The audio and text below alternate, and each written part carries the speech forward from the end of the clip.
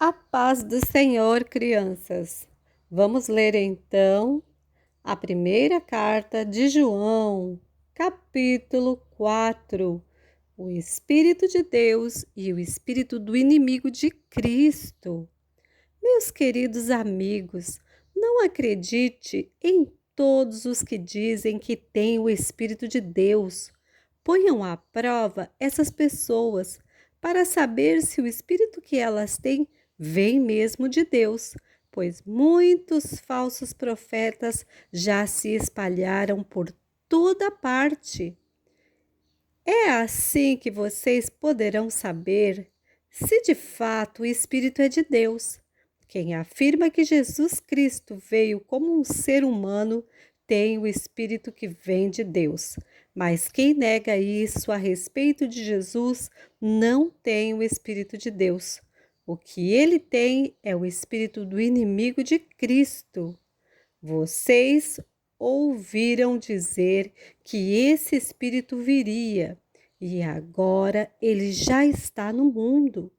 Meus filhinhos, vocês são de Deus e têm derrotado os falsos profetas, porque o Espírito que está em vocês é mais forte do que o Espírito que está naqueles que pertencem ao mundo. Eles falam das coisas do mundo e o mundo os ouve, porque eles pertencem ao mundo. Mas nós somos de Deus. Quem conhece a Deus nos ouve. Mas quem não pertence a Deus não nos ouve.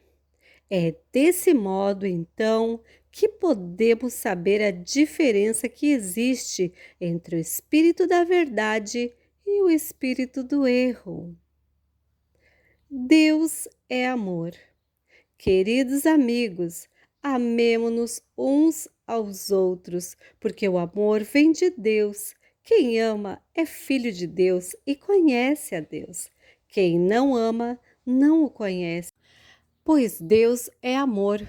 Foi assim que Deus mostrou o seu amor por nós. Ele mandou o seu único filho ao mundo, para que pudéssemos ter vida por meio dele.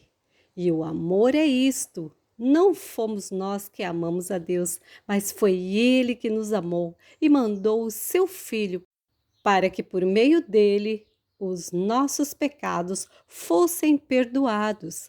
Amigos, se foi assim que Deus nos amou, então nós devemos nos amar uns aos outros.